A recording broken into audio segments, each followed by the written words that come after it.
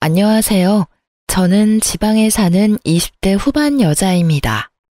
카페에서 사람들이 열차 하며 열변을 토하길래 찾아봤더니 신세계가 여기에 있었네요. 듣다 보니 저와 비슷한 분들이 많아 저도 용기 내 사연 보내봅니다. 저와 남편은 회사 동기였어요. 힘든 회사 생활의 동기는 남편과 저뿐이라 서로 의지하며 지내다 보니 자연스럽게 연인 사이가 되었고 이런저런 구설수가 싫어 비밀로 하며 관계를 유지하고 있었죠. 하지만 그것도 좋은 방법은 아니더군요. 얼굴, 집안, 거기다 유쾌한 성격까지. 뭐 하나 빠지는 것이 없던 그런 남편에게 애인이 없다고 하자 회사 내 여자들의 관심을 한몸에 받았으니까요. 저는 불안할 수밖에 없었고 어떻게 해야 할지 고민하는 찰나 남편이 말하더라고요. 자기야, 이대로는 안 되겠어. 나도 곤란하기도 하고 우리 그냥 결혼하자. 어? 연인 사이야. 쟤네 저러다 헤어진 애 만에 말이 많겠지만 아예 결혼해버리면 그런 말까지 하겠어? 그리고 나 자기 많이 사랑해. 우리 결혼하자. 나랑 결혼해 줄 거지? 반지도 꽃다발도 없는 프로포즈. 꿈꾸던 프로포즈는 아니었지만 얼마나 울었는지 몰라요. 너무 행복하더라고요. 제 인생 말아먹는 지름길의 시작인 줄도 모르고요. 어쨌든 결혼은 척척 진행되었어요. 우리 집도 남편 집처럼 빠지는 집은 아니라 한결 수월했어요.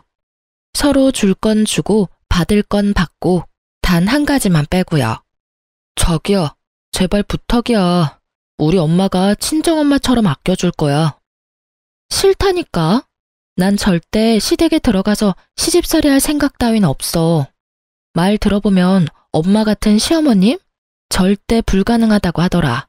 그런 건 머리 노란 애들이나 가능한 거지. 우리 대한민국에서 시댁이라고 하면 열이면 열, 다 치를 떤다고.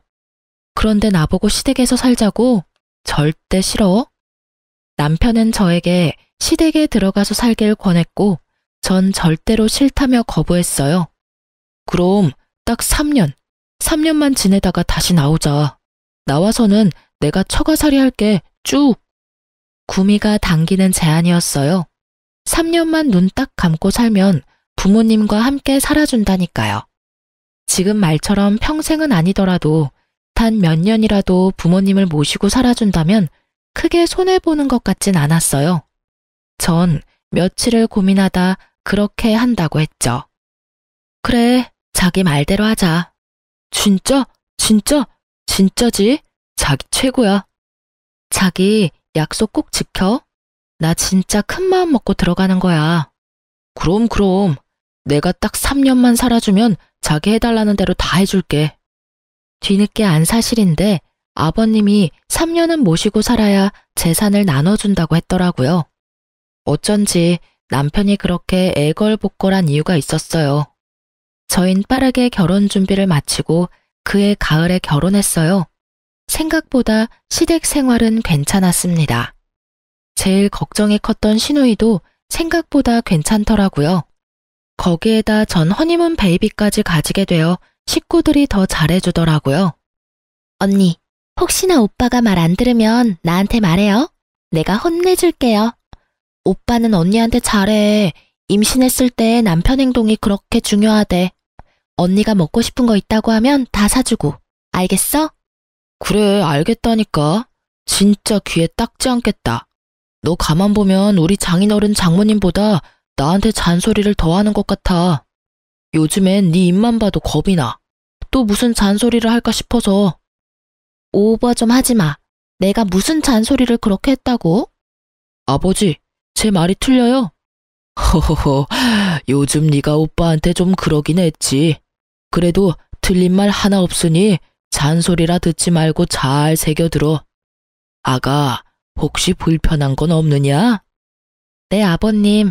워낙 잘해주시니 편히 잘 지내고 있어요.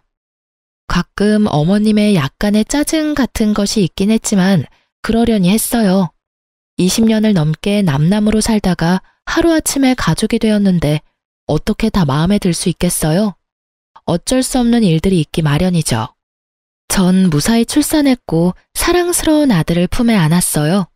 딱 보기에도 제 판박이인 아들을 보며 시부모님은 섭섭한 기색이었지만 그래도 첫 손주이니 아주 예뻐라 해주셨죠. 지금 생각하니 참 행복했던 순간이었네요. 비록 2년 조금 넘는 시간이었지만요. 어느 날부터 아버님의 안색이 좋지 않더니 결국 일이 터졌어요. 이 집 내놔야 할 것 같아. 아니 왜? 회사에 무슨 일 있어요? 그게 이번에 무리해서 사업을 확장하다가 그게 잘못됐어.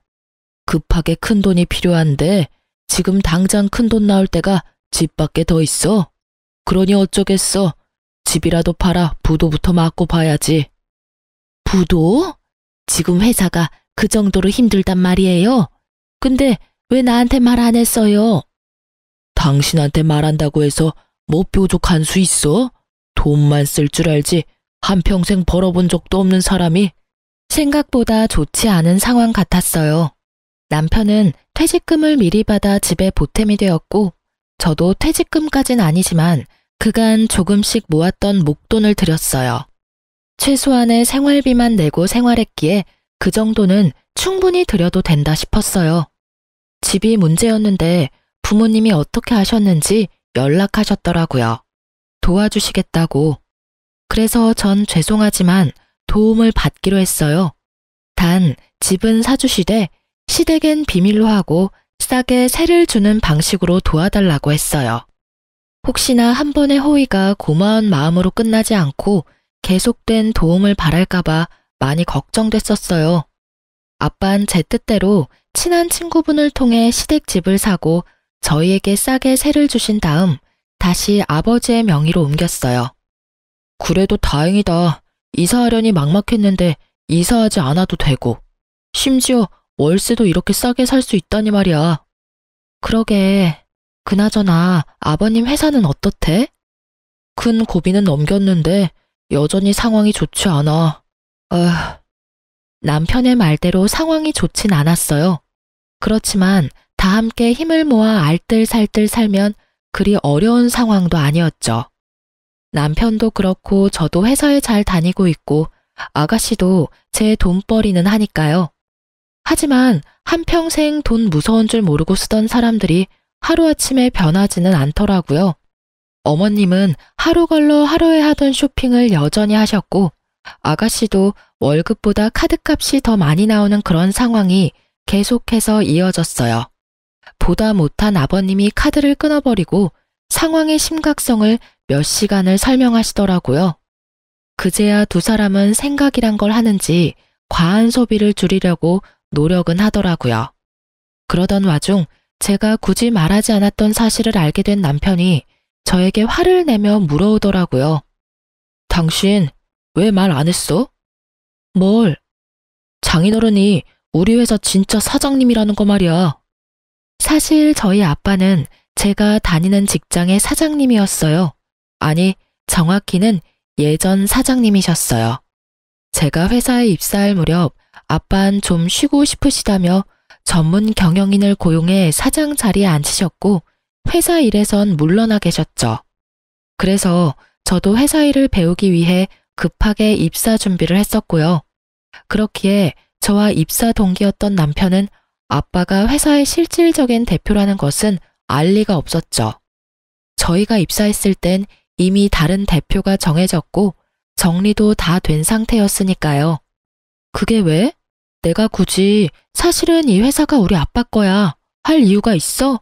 그렇다고 내가 우리 집이 찢어지게 가난하다고 거짓말한 것도 아니고 그냥 말을 안 했을 뿐이야. 그러니까 그 말을 왜 안 했냐고. 이유가 있을 거 아니야? 굳이 이유를 대보자면 처음엔 자랑하는 것 같아서 안 했고 그 뒤론 굳이 할 필요가 없었어. 지금 사장직을 맡고 있는 것도 아니고 지금은 물러나셔서 쉬고 계시는데 그걸 뭐하러 이러니 저러니 떠들고 다녀? 그래도 나 섭섭해. 그런 것도 말 안 해주고. 여보, 이러는 거 보니까 내가 섭섭해지려고 해. 화낼 일도 아닌데 이렇게 언성까지 높이고. 혹시 당신 우리 아빠 재산 욕심나서 그래? 아니야. 그냥 당신이 나한테 일부러 숨겼다고 생각하니까 섭섭해서 그랬지. 그렇지? 당신이 막 처가 재산이나 노리고 어떻게 하면 한 푼이라도 더 뜯어볼까 하는 그런 사람은 아니잖아. 그렇지? 그럼. 정곡이 찔려버린 남편은 말을 더듬으며 회피했지만 전 알 수 있었죠. 이제 많이 피곤해지겠다는 걸 말이죠. 아니나 다를까 입도 싼 남편이 그새 시댁에 알렸는지 두 여자의 말도 안 되는 요구가 시작되더라고요. 언니, 저 샤땡에 꼭 갖고 싶은 가방 있는데 좀 사주시면 안 돼요? 아가, 난 입고 나갈 옷이 없구나. 같이 쇼핑 좀 가자. 너 바쁘면 카드만 줘도 된단다. 네? 저도 돈 없어요, 어머님. 그나마 있던 돈 아버님 다 드리고 빠듯해요. 에이, 우리 다 들었어요. 오빠랑 언니 다니는 회사 사실은 언니 아빠 거라면서요? 그렇게 잘 살면서. 에이, 그러지 말고 생일 선물 미리 준다고 생각하고 사줘요. 네? 기가 막히고 코가 막혀서 도대체 이 사람들은 언제쯤 정신을 차릴 수 있으려나, 아니, 정신을 차릴 수 있는 날이 오긴 할까 하는 생각이 들더라고요. 아가씨, 그리고 어머님, 저희 친정에 돈이 많은 거지 저는 돈이 없어요. 제가 처녀도 아니고 출가 외인이 된 지가 벌써 3년이 다 되어가요. 그런 제가 하윤이 가방이나 옷 사준다고 돈을 얻어와도 면목이 없을 노릇인데 어머님 아가씨 옷이랑 가방 사준다고 돈 달라고 하면 제 체면은 둘째치고 하윤이 아빠 면이 서겠어요? 에이, 언니도 참, 뭘 또 그렇게까지 떨어지겠어요. 그냥 시댁에 좋은 일 한다 하시겠죠. 아니 아가씨, 제가 아가씨한테 명품 가방 사주는 게 이 집에 좋은 일이에요? 명품 가방 얼만지 누구보다 잘 아시죠? 저 같으면요, 아가씨, 있던 백도 팔아서 아버님 드릴 거예요. 저번에 보니까 아버님이 지금 상황에 대해서 자세히 설명해 주던데 아직도 명품 타령이 하고 싶으세요? 제발 현실을 똑바로 좀 보세요. 나이도 많은 아버님 새벽같이 나가셔서 새벽에나 들어오세요. 그런 거 보면서 아, 내가 더 열심히 살아야겠다 이런 생각 못 하세요? 계속해서 어이없는 말만 들으니 저도 모르게 흥분해서 말이 막 나오더라고요. 틀린 말은 하나도 없었지만 굳이 이렇게 감정 섞어 얘기하고 싶진 않았거든요. 사람 말이 아다르고 어다른 법인데 더 좋게 말하고 싶었는데 말하다 보니 질책 아닌 질책이 되고 있더라고요. 거기다 본의 아니게 어머님까지 세트로 묶어서 혼내는 꼴이 되었으니 마음이 편하진 않더라고요. 저의 말에 두 사람은 아무 말은 하지 않았지만 저를 보는 눈빛에서 알 수 있었어요. 아, 나의 앞날이 순탄치만은 않겠다라는 것을요. 저의 예감은 틀리지 않았고 다음 날부터 생트집을 잡기 시작하더라고요. 예, 반찬이 너무 많은 거 아니니? 그러게, 언니, 어제 우리한텐 그렇게 뭐라고 해놓고선 반찬이 너무 과하네요. 아껴야 잘 살죠. 네, 그러고 보니 그런 것도 같네요. 내일부턴 이것보다 더 줄이거라. 아니, 간장만 내놓거라. 네 말대로 집 형편이 이 꼴인데 먹는 거라도 아껴야지. 이게 다 무슨 소리야? 당신 무슨 말 했어? 아니, 그게 아니라 여보. 제가 무슨 말이라도 하려고 하자 아가씨는 제 말을 끊고 남편에게 숨도 쉬지 않고 어제 있었던 일을 이르더라고요. 그 말을 듣고 있던 아버님과 남편은 이렇게 말했어요. 거참, 우리 며느리 말 틀린 말이 하나 없구나. 제발 정신들 좀 차려. 다 늙은 아비 골골대며 일하러 다니는 거 안 보이는 게냐?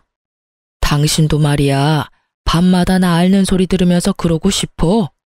맞아, 너 제발 정신 좀 차려라. 그리고 와이프 말처럼 네 방에 전시해둔 가방들만 팔아도 우리 집 몇 년치 생활비는 될 것 같은데 이제 좀 팔지 그래? 그리고 엄마, 이 사람한테 그런 말 부탁하지 마. 이 사람 말대로 처가의 내 체면이 뭐가 돼? 그리고 엄마 드레스룸에 옷이 한가득이야. 입을 옷이 없다는 게 말이 돼? 괜히 말 꺼냈다가 본전도 못 찾은 두 사람은 애꿎은 숟가락만 탁 내려놓고 방으로 들어가 버렸어요. 제가 더 미워진 두 사람은 그야말로 저를 들들 볶아댔고 처음엔 그러려니 하던 저도 점점 시간이 지나니 참고만 있기 힘들더라고요. 결국 저도 폭발하고야 말았죠. 엄마, 얘는 누굴 닮아서 생긴 게 이럴까? 그러게, 우리 아들은 이 나이 때 너무 잘생겨서 밖에 데리고 나가지도 못했는데 누구 닮아서 그런지 못생겨도 너무 못생겼어. 다른 것도 아니고 애 앞에서 저런 말을 나누는 두 사람을 보니 더는 참을 수가 없었어요. 아무리 아직 무슨 말인지 알아듣지 못하는 아이라 해도 이건 아니었어요. 더 화가 나는 건 그런 할머니도 할머니라고 그 앞에 서서 웃고 있는 아들을 보는데 속된 말로 머리가 돌아버리는 줄 알았어요. 어머님, 아가씨, 지금 뭐 하시는 거예요? 내가 뭘 어쨌다고 그러니? 그러게, 우리가 뭘 어쨌다고 그래요, 언니? 그리고 애 놀라겠다. 소리 좀 지르지 마요. 전 아들을 방에 데려다주고 나와 다시 두 사람 앞에 섰어요. 제가 싫으시면 저한테만 그러세요. 왜 하윤이한테까지 그러세요? 우리가 뭘 또 그랬다고 이렇게 화를 내는지 모르겠네. 그러니까 오늘따라 너무 못생겨 보여서 못생겼다고 했을 뿐인데 그게 그렇게 큰 잘못이에요? 애가 어려도 다 알아요. 그리고 설사 못 알아듣는다고 해도 다 큰 어른이 할 말 못할 말이 따로 있지. 그런 거 구분 못하세요? 얘가 진짜 오냐오냐 해줬더니 못하는 말이 없구나. 내가 이래봬도 네 시어머니야, 시어머니. 네, 잘 알죠. 그러니까 이렇게 온 힘을 다해 참고 있죠. 그리고 말은 바로 하셔야지. 언제 오냐오냐 해주셨다고 그러세요? 제가 한마디 한 이후로 하루라도 저 그냥 두신 적 있으세요? 사사건건 쫓아다니시면서 한마디씩 하셨잖아요. 새 여자의 언성이 높아지니 남편이 방에서 나오더라고요. 그러더니 제 팔목을 낚아채더니 다짜고짜 화를 내기 시작했어요. 제발 좀 그만해. 내가 뭘 어쨌다고 그래. 당신 몰라서 물어? 요즘 매일같이 어머님이랑 얘랑 싸우잖아. 내가 계속 싸웠어? 참고 또 참다가 이래. 나도 참을 만큼 참았다고. 알겠으니까 좀 그만해. 나 숨 좀 쉬고 살자. 요즘 안에서나 밖에서나 마음 편한 날이 없다고. 알아?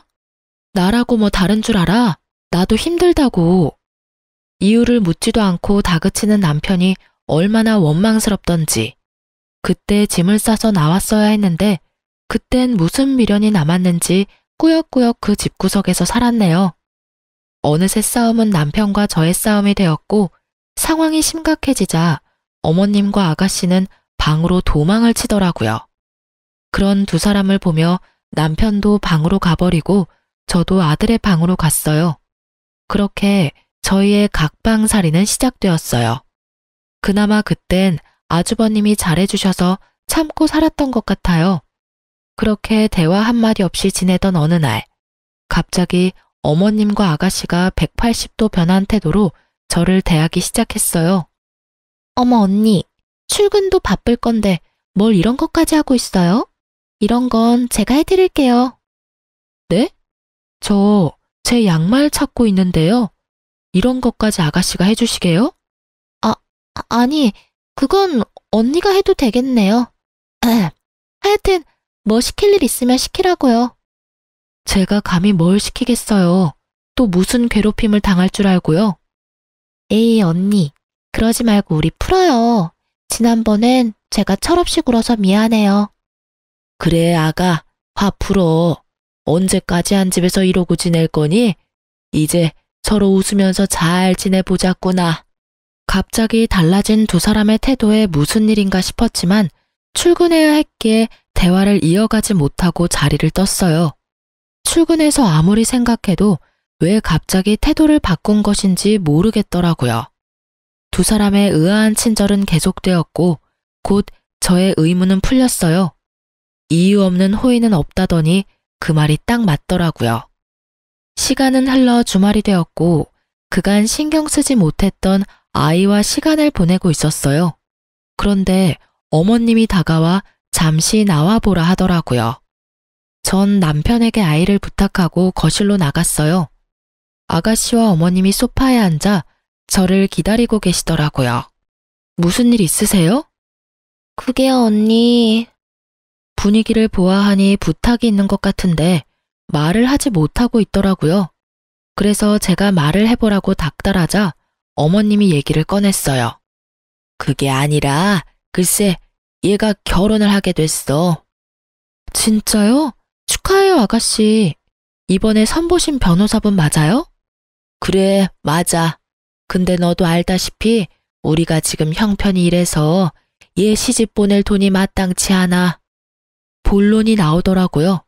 더 들어보지 않아도 뻔한 말이겠지만 전 모르는 척하며 되물었어요. 그런데요? 그냥 형편껏 해서 가면 되잖아요. 형편껏 한다 해도 어느 정도 급은 맞춰줘야 하지 않겠니? 그쪽에서 바라는 것도 있는데 아예 무시할 수는 없는 노릇이고. 여기 있어요, 언니. 그쪽 집에서 이 정도는 해줬으면 한다고 보내온 목록이에요. 아가씨가 전해준 종이를 보니 헛웃음이 나더군요. 아들 가지고 장사는 저 집안이나 돈도 없으면서 다 해줄 수 있다고 큰소리쳤을 아가씨나 하는 꼴이 우습기는 마찬가지였어요. 아가씨, 이게 다 돈이 얼만 줄은 알아요? 어림잡아 억 단위는 되는데 지금 이 돈이 어딨어요? 언니도 이 정도는 해왔을 거면서 왜 그렇게 말을 해요? 아가씨, 잘 모르시나 본데 저도 이 정도는 안 해왔어요. 그렇지 않아요, 어머님? 저의 물음에 어머님은 당황스러우신 듯 제 눈을 피하시더라고요. 이걸 저한테 보여주는 이유는 잘 알겠는데 저번에도 말했듯이 돈 없어요. 그러니까 저한테 다시는 이런 부탁하지 마세요. 이런 문제로 식구끼리 더는 얼굴 붉히고 싶지 않네요. 전 방에서 하던 일이 있어서 그만 들어가 볼게요. 전 부모님께까지 손을 벌려 아가씨를 시집 보낼 생각은 전혀 없었기에 더욱 단호하게 말하고 방으로 들어와 버렸어요. 쉽게 포기할 사람들이 아니란 걸 누구보다 잘 알기에 머리가 다 아프더라고요. 내일부터 또 어떤 방법으로 제 마음을 돌리려 들지 궁금하기까지 했어요. 하지만 그런 제 생각과는 달리 두 사람은 저를 괴롭히지도 않았고 심지어 기분마저 좋아 보였어요. 전 점점 더 불안해져만 갔어요. 그러던 어느 날 엄마에게 전화가 왔더라고요. 제가 전화하는 일이 아니면 연락을 잘 하지 않는 엄마인데 휴대폰 액정에 엄마가 뜨는데 불안감이 엄습했어요. 설마 하는 마음으로 전화를 받았는데 역시는 역시더라고요. 엄마, 무슨 일 있어? 다름이 아니라 그저께 사부인이랑 사돈 아가씨가 찾아왔었어. 뭐? 혹시 돈 달래? 달라는 건 아니고 빌려달라고 하던데 거의 달라는 말이더라. 너희 시댁 요즘 많이 힘드니? 아니, 아무리 힘들다고 해도 사돈지간이 얼마나 어려운 사이인데 여기까지 와서 돈을 빌려달라고 하는지. 당장 내쫓고 싶은 거 너 생각해서 겨우 참았어. 네 아빠는 너한테 절대 말하지 말라고 하고 없는 돈 셈치고 빌려줄 생각이던데 난 아무리 생각해도 그건 아닌 것 같아서 일단 너한테 전화했어. 잘했어. 아빠한테 절대로 주지 말라고 해. 그딴 인간들한테 한 푼도 주지 마. 내가 이놈의 집구석 가만 안 둘 거야. 거기가 어디라고 찾아가서 그딴 말을 해?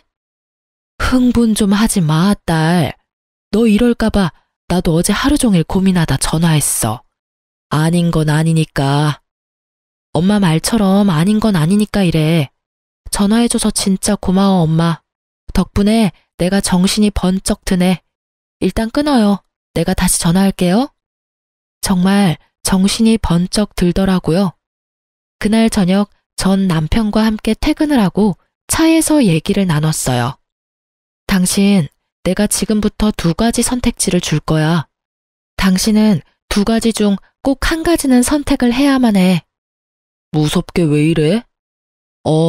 지금부터 난 어쩜 무서운 얘기를 할 거야. 무슨 말인데 이렇게까지 분위기를 잡아? 어머님이랑 아가씨랑 우리 집까지 찾아가서 아가씨 시집갈 돈 빌려달라고 했대. 근데 당신도 알 거 아니야?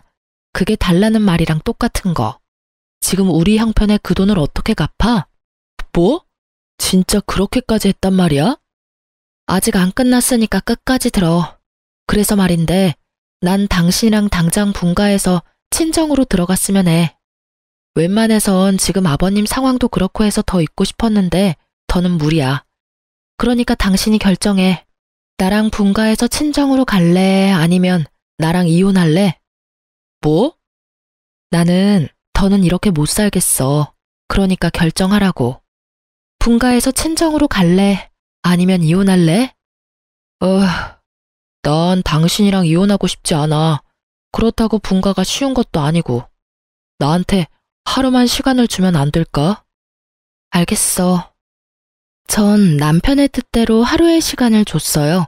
사실 쉽게 내릴 결정은 아니었으니 남편도 어느 정도 이해가 됐어요. 다음 날 제가 준 선택지는 두 가지였는데 남편은 완전히 다른 답을 가지고 왔더라고요. 여보, 그러지 말고 우리 해외로 나가자. 뭐? 처가살이가 그렇게 싫어? 갑자기 해외는 무슨 해외야? 그동안 일도 많았잖아. 당신이나 나나 머리도 식힐 겸 해서 말이야. 캐나다 얼마나 좋아? 그리고 지금 당신이랑 엄마랑 사이도 이렇게 나쁜데 우리가 대뜸 처가로 들어간다고 해봐. 곱게 보내주시겠어? 모르긴 몰라도 또 집안 한번 뒤집어질 텐데. 남편의 말을 듣는데 그 갑갑한 상황이 눈앞에 그려지며 절로 한숨이 나더라고요. 남편은 제가 흔들리는 모습을 보이자 틈을 놓치지 않고 말했어요. 그리고 요즘 부모들은 애들 데리고 외국 못 나가서 안달이라고 하더라고. 자연스럽게 귀가 트인다고들 하잖아. 내 생각엔 지금이 적기야.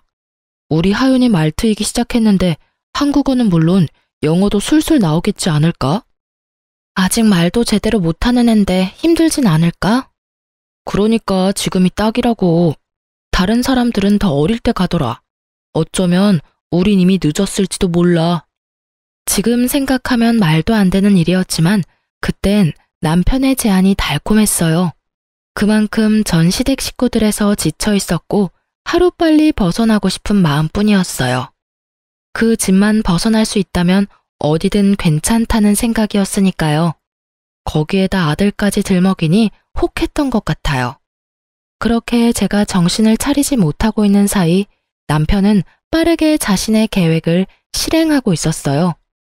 여보, 나 오늘 엄마한테 우리 해외로 나간다고 말할 건데 당신은 좀 나가 있어.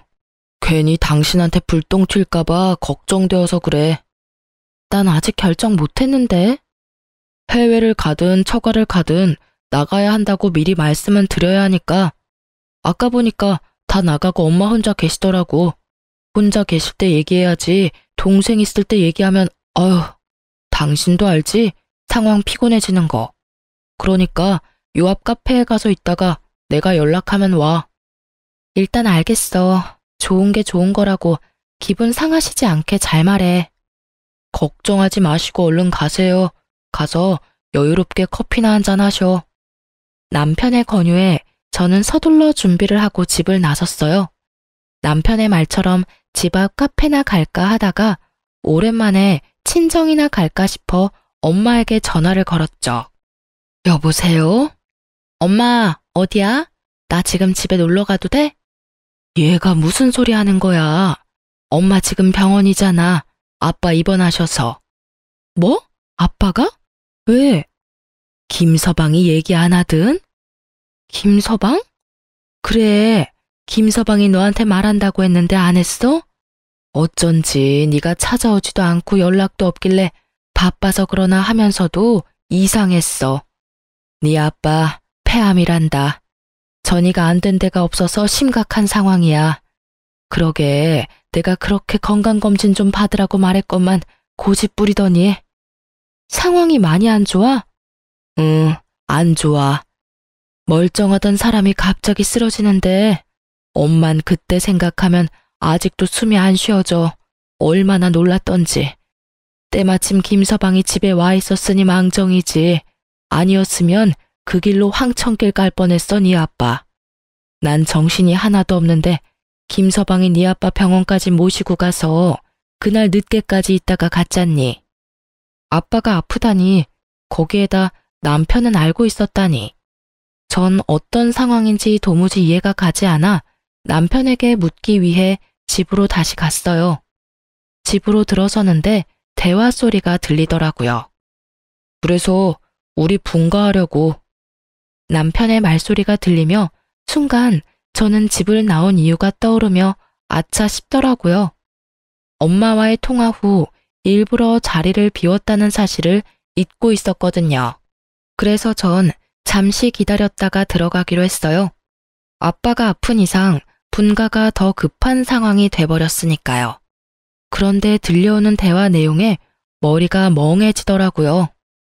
너 그러다가 하윤 엄마가 캐나다 말고 처가로 간다고 우기면 어쩌려고 그러니? 너 그러면 꼼짝없이 그 노인네 병수발 들어야 해. 내가 그 꼴 보려고 이제껏 온갖 좋은 것만 해대며 키운 줄 알아? 그럴 일 절대 없어. 내가 누구야? 그리고 하윤 엄마 거의 다 넘어왔어. 내가 그날 처가 안 갔으면 어쩔 뻔했나 몰라? 하윤 엄마가 처가 들어가서 살 거 아니면 무조건 이혼이라길래 장모님 장인어른한테 하윤 엄마 설득 좀 해달라고 간 거였는데 그때 장인어른이 딱 쓰러지시는 거야. 그래서 그 노인네는 확실히 얼마 안 남았대? 수술이나 항암 치료로는 안 된대? 이미 전이가 온몸에 돼서 손쓰기가 힘들다고 하더라고. 그러니까 엄마는 건강검진 잘 받아. 우리 장인어른 봐. 돈만 많으면 뭐해? 결국 이렇게 가실 거. 다시 생각해도 끔찍하다니까. 아무것도 모르고 처가살이 시작했으면 유산이야 받겠지만 병수발도 같이 들어야 했을 거 아니야. 그러게나 말이다.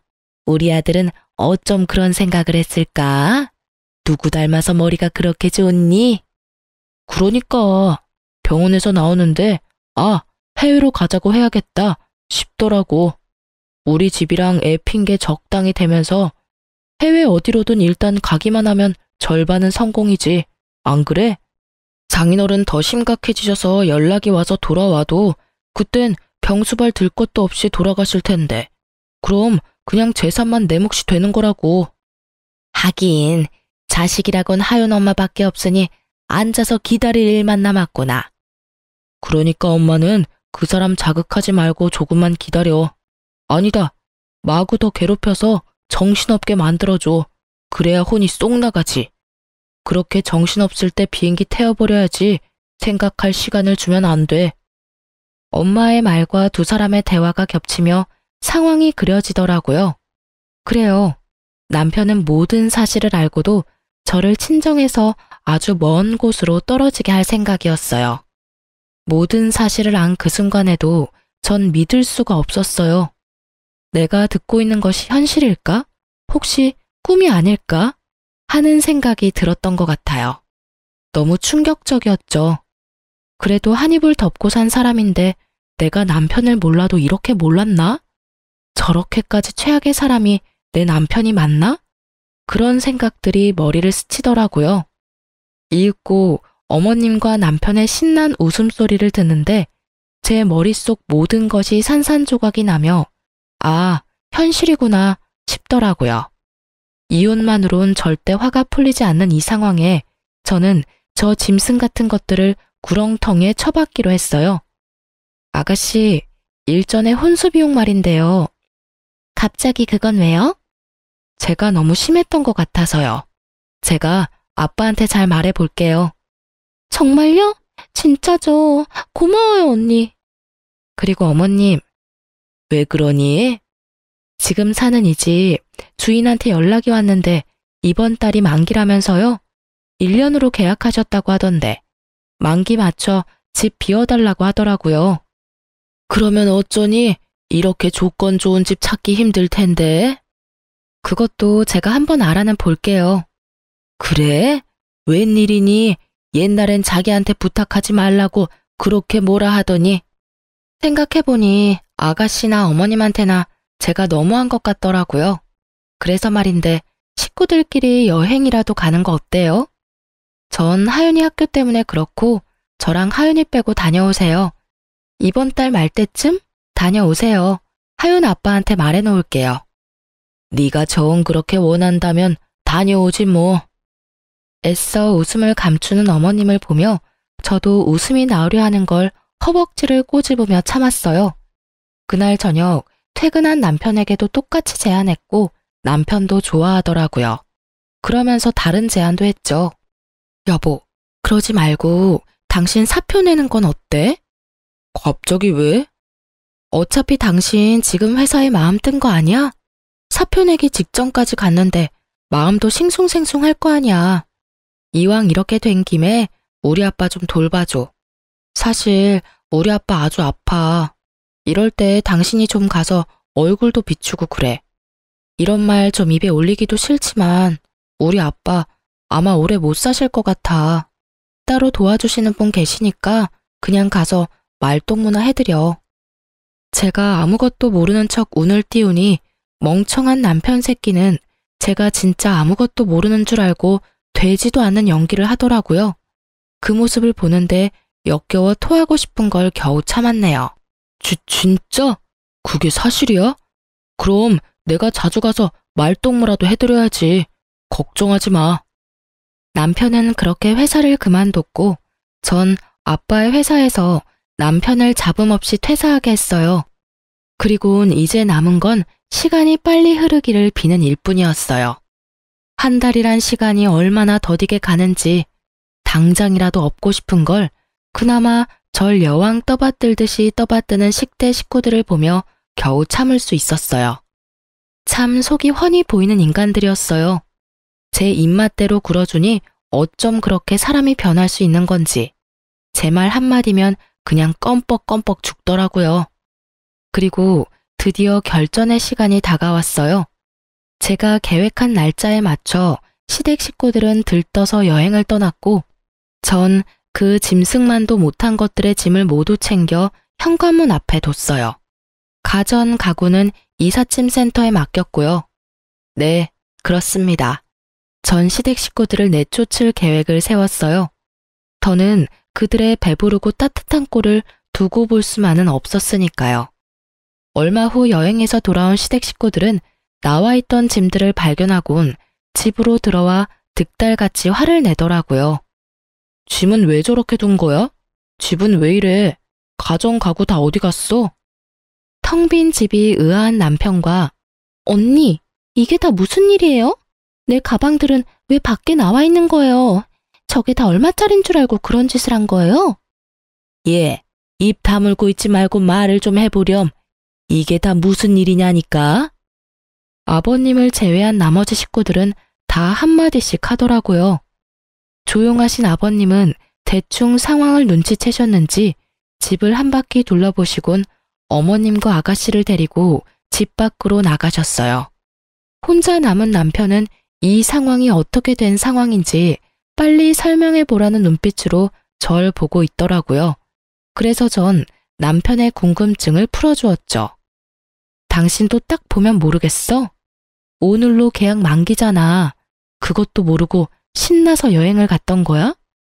그거야 당신이 가라고 하니까. 그래서 우리 집에서 쫓겨난 거야? 그러면 앞으로 우린 어디 가서 살아? 우리가 아니고 당신하고 당신 가족들이 쫓겨난 거야. 난 애초에 쫓겨날 수가 없지. 여기 우리 아빠 집이었으니까. 뭐? 이 집 우리 아빠가 사서 당신네 집에 세준 거였어. 그것도 아주 저렴한 가격으로.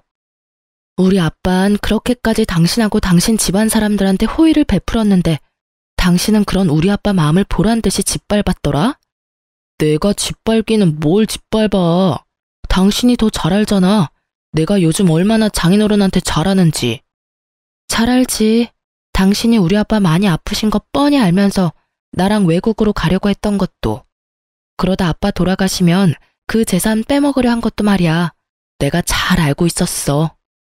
당신 그걸 어떻게... 지금 그게 중요해? 당신 어떻게 인간의 탈을 쓰고 그런 짓을 할 수가 있어.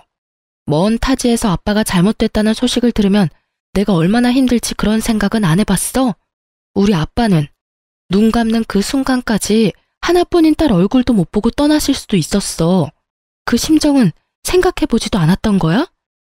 그게 아니라 여보, 내 말 좀 들어봐. 말로는 처가살이 한다고 했지만 막상 진짜 들어가려니 막막했어. 그렇다고 우리 집에서 계속 살자니 당신이 진짜 이혼하자고 할 것 같았고.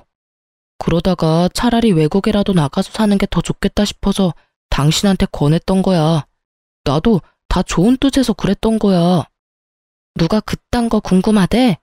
우리 아빠 아픈 거 뻔히 알면서 왜 그랬냐고 도대체 왜? 절규에 가까운 제 말에 남편은 변명거리가 떠오르지 않는지 아무 말도 하지 못하고 있더라고요. 기대했던 바가 없어서 그런지 실망스럽지도 않았어요. 하긴 무슨 할 말이 있겠어. 자기 몸은 편하고 싶고 그렇다고 돈줄인 나는 놓치기 싫고 그러니까 자기 자식까지 팔아가며 그딴 말이나 짓거렸겠지. 나도 바보지. 어떻게 그런 말에 속아 넘어갔는지. 아니, 애초에 당신 같은 인간이랑 만난 그 자체가 어리석었어. 남편은 아무 말도 하지 못하고 전 아직 하지 못한 말을 하려던 때였어요. 아가씨가 씩씩거리며 들어오더라고요. 언니, 그럼 나 결혼은 어떻게 되는 거예요? 결혼 자금은 주는 거죠. 그렇죠. 지금까지 정신 못 차리고 헛소리를 해대는 아가씨를 보며 전 말을 했어요. 아가씨, 정신 좀 차려요. 지금 내가 결혼 자금 줄 것 같아요? 상황 파악이 그렇게 안 돼요.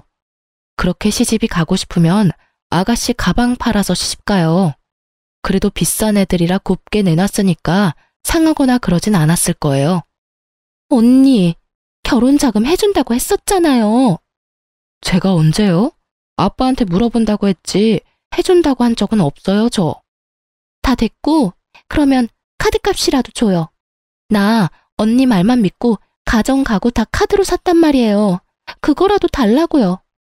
아까부터 사람 입 아프게 왜 계속 똑같은 말 꺼내게 만들지? 아가씨 카드 빚은 아가씨가 알아서 하세요.